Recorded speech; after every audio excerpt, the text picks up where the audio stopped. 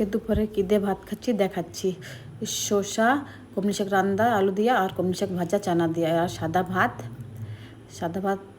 আর কমলি শাক একটু নিলাম, সাদা ভাত দিয়ে একটু মাখাচ্ছি। লঙ্কাটা সাইডে করি, লঙ্কা খেলে ঝাল লাগে, টেস্ট খারাপ হয়ে যায়। ভালো হয়েছিল খাইতে।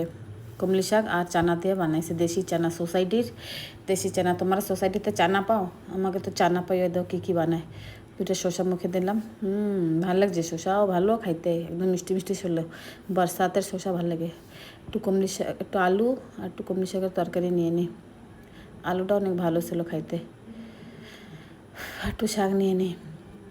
কমলি শাক রাঁধছে, ঝোল বানাইছে কমলি শাকের। তোমরা কেউ খাও কমলি শাকের ঝোল? শসাও খাই সাথে।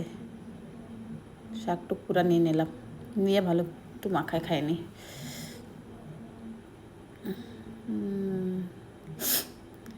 শসা দুটা নিয়ে নিলাম।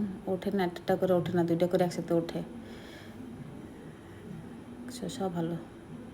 এই যে শাক দিয়ে খাওয়া হয়ে গেলো। হ্যাঁ, তরকারি টুক নিয়ে নেবো ভালো করে, সব টুক নিয়ে নেবো তরকারি।